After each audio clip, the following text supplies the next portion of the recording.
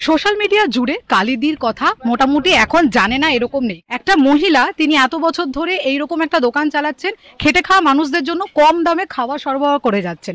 তো সেই মানুষের স্টোরিটা আজকে আপনাদের সামনে তুলে ধরবো। আসুন।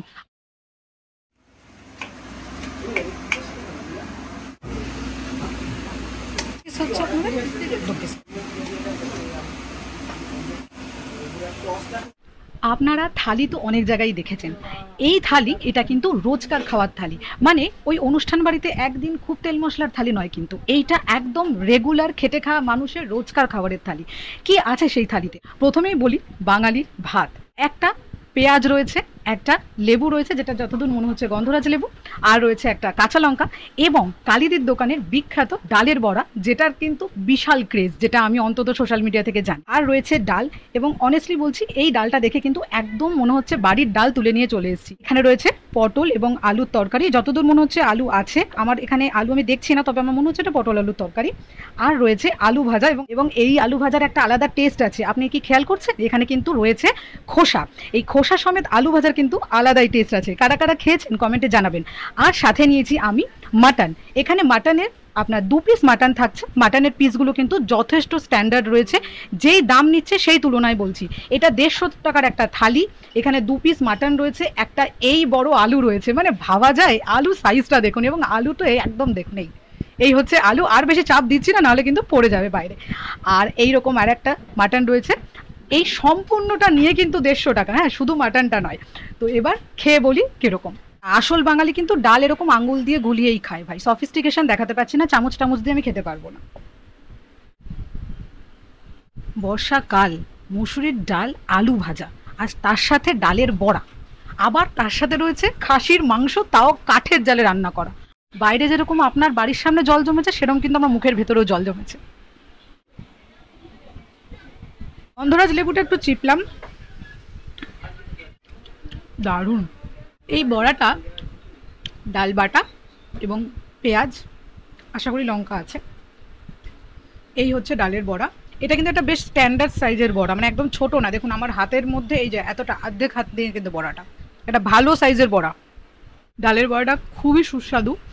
ডালের বড়াটা একটু মানে খুব ঝাল না, লঙ্কা রয়েছে, একটু মিষ্টি মিষ্টি। চলুন এইবার সেই বহু প্রতীক্ষিত মাটনটা একবার খেয়ে বলি। আমি নিচ্ছি এই পিসটা, এইবার একটুখানি ঝোলটা ঢালি, এবং এই মাটনের আলু এই নিলাম, মাটনের আলু দিয়ে এবার একটু মেখে, মাটনের ঝোল দিয়ে যতই খাই, এই আলু না মাখলে কিন্তু আমাদের পোষাবে না। মাটন কিন্তু এখানে দেশি মাটন, মানে যতদূর আমি শুনেছি, যতদূর মনে হচ্ছে রেয়াজি মাটন নয়, এগুলো লোকাল যে দেশি খাসি সেটা। অমৃত, সাথে একটু পেঁয়াজও খাচ্ছি। মাটনের ব্যাপারটা, মাটনটা কিন্তু প্রেশার কুকারে সেদ্ধ করে তারপরে কিন্তু করা নয়, মাটনটা কিন্তু পুরোটাই কাঠের জালে করা, তাই জন্য একটু আলদান্তে থাকবে। আমি মাটন খেয়েও ডালের বড়া খাচ্ছি, আমার ডালের বড়াটা এত ভালো লেগেছে। বাকি আমি মাটন থালি নিয়েছি, বাট চিকেন থালি রয়েছে, ফিশ থালি রয়েছে। ফিশ থালির বলতে এখানে নানান ধরনের মাছ রয়েছে, কাতলা রয়েছে, রুই রয়েছে, ভোলা রয়েছে। এই ধরনের মাছ আপনি যেরকম যেরকম নেবেন সেরকম সেরকম দাম। আমি দামটা একবার আপনাদের পরে বলে দিচ্ছি। তো যে আমাদের দোকানে যেটা আছে, ভাত তোমার সবজি ভাত 35 টাকা থেকে শুরু। তারপরে আছে চিকেন থালি, যেমন এখন তোমার 80 টাকা, তারপর মটন 150 টাকা, মাছ রুই মাছ এখন 70 টাকা। আর ভোলা মাছ আমরা যেমন কিনি, কখনো 10 টাকা বাড়ে, কখনো কমে, মানে 80 টাকাও হতে পারে, 70 টাকা হতে পারে। কাতলা মাছটা ফিক্সড রেট হচ্ছে তোমার 100 টাকা করে। আর আমরা সাইজ মেপে তোমার কাতলা মাছটা নিয়ে আসি, এরকম 100 গ্রাম। তাছাড়া আদার্স যে মাছগুলো, যেমন এখন ইলিশের সময়, ইলিশটা এখন যদি ভালোভাবে কিনতে যায় 800 টাকার নিচে আর কেনা যায় না, 800 টাকার উপরে ছাড়া প্রায় 1000 টাকা পড়ে যায়, তো সেখানে 200 টাকা 220 টাকা থাকে। আর এর পাশে যেটা শুরু হয়েছে চাউমিন, যেটা 40 টাকা প্লেট আপাতত রাখা হয়েছে, আপাতত না ওরকমই থাকবে, এক চাউমিন 40 টাকা। এবার নতুন করে শুরু করেছে, যেহেতু আজকে দোকানটার বয়স 3 দিন, মানে চাইনিজ কাউন্টার, তো আস্তে আস্তে শুরু হচ্ছে, এখনো সবকিছু করে পারিনি। মাটনের টেস্টটা আলাদা।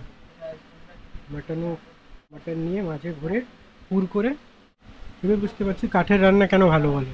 খুব ভালো এবং খুব সস্তা এবং খুব টেস্টি খাবার। তুমি সপ্তাহে মাঝে মাঝে খাই, 1-2 দিন খাই, খুব ভালো, খুব টেস্টি খাবার, বাড়ি খাবারের মতো। আর এইখানে কিন্তু একদম লাইভ রান্না, লোকজন আসে দেখতে পায়, কোনো স্টোরের ব্যবস্থা নেই এখানে, যে খুব মানে রেস্টুরেন্টের মতন যে ফ্রিজ রয়েছে স্টোর করে রাখা ওরকম কোনো ব্যবস্থা নয়। আর খিচুড়িও রয়েছে আমি দেখতে পাচ্ছি যতদূর। 20 জনের খিচুড়ি আর 30 পিস ডিম ভাজা ওটা আছে, এখানে ডিম ভাজা রাখা আছে। খিচুড়ি পাওয়া যায় না, কেউ যদি বলে বানিয়ে দেবে। বললামই এখানে কিন্তু কাঠে রান্না হয়, এই দেখুন কাঠ পুরো স্ট্যাক করে রাখা রয়েছে, এখানে এখনো কাঠে ভাত হচ্ছে, ওইদিকে খিচুড়ি তোলা হচ্ছে। আর এই যে সামনে পুরো সেট আপটা রয়েছে, সকালের দিকে আসলে কিন্তু এখানে পুরো রান্না হয় সেটা দেখতে পাবেন। আর এই যে সেই বড়া, এখন যেটা দেখছি আমরা সেটা আপনাদেরকে দেখালামই, যে সুন্দর চলছে দোকান, দোকান সব আমরাও আসছি খাচ্ছি, প্রচুর ব্লগাররা আসছে, কিন্তু কালিদির এই দোকানটা কত বছরের এবং এই জার্নিটা কি এতটাই স্মুথ ছিল সেইটা একবার শুনে নেব। নমস্কার কালিদি। নমস্কার। দেখো মানুষ, আমি যখন দোকানদারি করি তখন হচ্ছে 2003 লাস্টে 4-5-এর মাঝে, তখন মানে এরকম আমাদের এখন যেমন আমরা মা বোনেরা যেরকম পথে নেমে খাওয়াই কর্ম ব্যস্ত, তখন কিন্তু এতটা ছিল না। আমি নেমেছিলাম, আমার সংসারে হাজবেন্ড অসুস্থ ছিল, 3টে বাচ্চা, সেই উপলক্ষে নেমেছিলাম। রুটির দোকান, চা রুটি করতাম, 1 টাকা পিস রুটি আর 8 আনা চা। আজকে পিছনে চলে গেছে ধরো 21 বছর চলে গেছে, এতদিন পরে আজকে সোশ্যাল মিডিয়ার কারণেই আমাকে কিন্তু সবাই চেনে। আর তার আগেও চিনতো, চাঁদপাড়ার লোক চিনতো, এক ডাকেই চিনতো কালীর হোটেল বলে। তখন দিদি ছিল না, তখন কালীর হোটেল বলেই চিনতো। আর এখন সোশ্যাল মিডিয়ার কারণে আমার সারা অনেক দূরের লোক, সবকিছু হচ্ছে আপনাদের সোশ্যাল মিডিয়া। ভোলা মাছ 80 টাকা, আর মটন থালি 150 টাকা, চিকেন থালি 80 টাকা, অনেক তুলনা অনুযায়ী এখান থেকে আমাদের 12-17 ওই পাশে যাও, এই জিনিসটাই ডবল দাম হয়ে যাবে। আর আমাদের এদিকে দেখো সবাই আমরা খেটে খাওয়া লোক। আজকে যদি আমি এই মটন থালিটা যদি 300 টাকা নিতাম, কেউ কিন্তু খাবে না। হ্যাঁ, ওই 80 টাকার চিকেনটা যদি আমি 150 টাকা নিতাম, খাবে না, বলবে আমি 1 কিলো চিকেন কিনে বাড়ি নিয়ে গিয়ে বাচ্চার সঙ্গে খাই। সুবিধা অনুযায়ী আমার অল্প কিছু লাভ থাকলো, তাদেরও সুবিধা হলো। সবার কথা ভেবেই আমাদের এই সীমিতভাবেই আমাদের এই দিকটা এরকমই চলে। এক পিস মটন দিয়ে আর 90 টাকা। আচ্ছা, সেটাও আছে? হ্যাঁ, যেমন আপনারা খেলেন ডাল, সবজি, ভাজা, বড়া সব থাকবে, যেরকম 2 পিসের জায়গায় ওটা 1 পিস থাকবে মটন। দেখো 90 টাকা। আজকাল সকালে চায়ের দোকানে বসলেই খরচা হয়ে যায়, কিন্তু 90 টাকা যার খেতে ইচ্ছা করছে সে 1 কিলো কিনতে পারছে না, 1 পিস দিয়ে 90 টাকা দিয়ে খেয়ে যাচ্ছে। ভেজ থালি শুরু কত থেকে? 35 টাকা।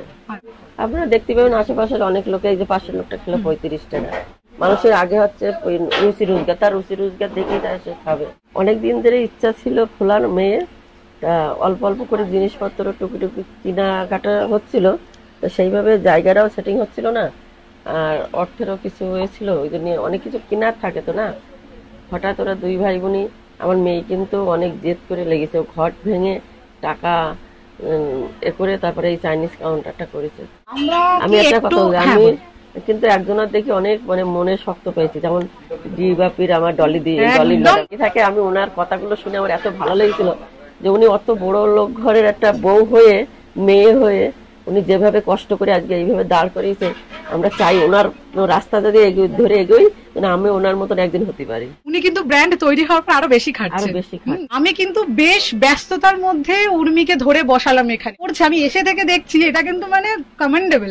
সব থেকে বড় ব্যাপার যেটা করেছে ও, সেটা হচ্ছে একটা নতুন কাউন্টার, মানে নতুন সেকশন লঞ্চ করেছে, মাত্র বোধহয় 2-3 দিন হয়েছে। আমি পুরোটা ওর মুখেই শুনি, ওর চিন্তা ভাবনা, ও কি চাইছে সবটাই আপনাদের সামনে তুলে ধরবো। মানে এতদিন তো পড়াশোনা করতাম, পড়াশোনার সাথে যুক্ত ছিলাম, চাকরি বাকরিরও ইচ্ছা ছিল, তো এখন আপাতত যেহেতু এই দিকটাতে আমার বেশি টাইম দিতে হয় বলে আমার আদার্স আর কোনো কাজ বাজ হয় না। তো এবার সাথে ছোট ছিল, ছোট থেকে মা বড় করলো, বড় করার পর আরো বড় করলো। এবার যাই হোক, কাউকে তো একটা তো হাল তো ধরতে হবে, তো ওই দিকটাতে মানে ওই যেমন আছে তেমনই, কিন্তু সেখান থেকে ভাবলাম যে আরেকটু যদি আলাদা কিছু করা যায়, ওই জন্য নতুন করে খুললাম। মানে শুরু করেছে আজকে 4 দিন হচ্ছে, যে এই সাইডটা পুরো আলাদা করে চাইনিজ কাউন্টার করেছে, ওই দিক থেকে যেমন ছিল তেমনই। তো মানে হয় না, একই জিনিসটা চলে আসে, কিছু তো ডেভেলপ হওয়া দরকার, অবশ্যই তাই। এবং একটা ভালো উত্তরসূরির কিন্তু এটাই পরিচয় যে মা বা বাবা যারা যতটুকুনি করেছে, পরের জেনারেশন সেটাকে বাড়াবে। মানে এটা বোধহয় আমার মনে হয় তোমার থেকেও এটা কিন্তু মায়ের গর্ব বেশি। থ্যাংক ইউ কালিদি। আর উর্মি, তোমাকে অনেক অনেক শুভেচ্ছা রইল। সবাইকে ধন্যবাদ।